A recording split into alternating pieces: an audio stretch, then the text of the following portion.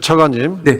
정부조직법 11조 1항은 대통령은 정부의 수반으로서 법령에 따라 모든 중앙행정기관의 장을 지휘 감독한다고 정하고 있습니다. 네. 대통령 권한 대행이 경호처를 지휘 감독할 수 있습니까? 없습니까?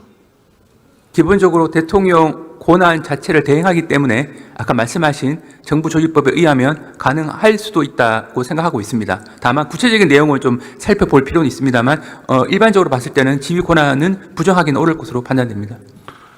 경호처가 법원의 영장 집행을 조직적으로 집단적으로 방해하는 불법을 저지르고 있으면 최상목 권한대행은 경호처에 대한 지휘 감독자로서 이것을 금지시켜야 될 의무가 있다고 생각하는데 여기에 대한 의견은 어떻습니까? 네, 그 부분에 대해서는 권한대행이 적절하게 판단할 것으로 알고 있습니다. 권한대행이 그런 의무가 있습니까? 자기 의무가 있습니까? 기본적으로 구체적인 상황에 따라서 자기 의무는 생겨날 수도 있는데 이건 단정적으로 말씀드리기는 아직 한계가 있는 것 같습니다.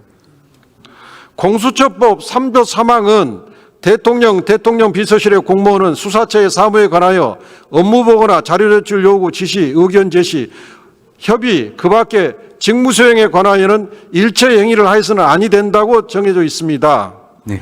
이 취지는 대통령이나 대통령 비서실이 공수처의 수사 업무에 관여나 개입하지 말라는 취지로 보이죠.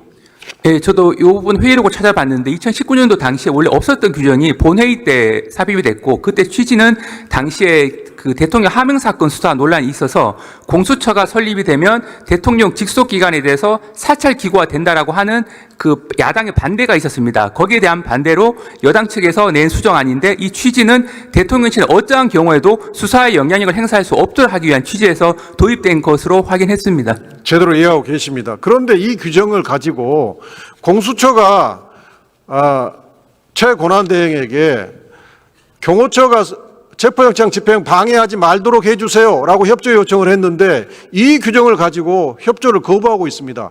다시 말해 이 규정의 취지를 완전히 거꾸로 적용하고 있습니다. 저는 이런 적용에 대해서 이런 주장에 대해서 이건 완벽한 궤변이라고 생각합니다. 어떻게 생각하십니까? 말씀드린 바대로 원래 도입 취지는 대통령실에서 영향력을 행사할 수 없도록 하기 위함에 그 주된 취지가 있는 건 맞습니다. 다만 이 현재 구체적인 사항에서 이 규정을 어느 정도까지 적용할 수 있을지는 아마 대통령 권한 대행이 판단하실 것으로 알고 있습니다. 법원 행정처장님 좀 나와 주십시오.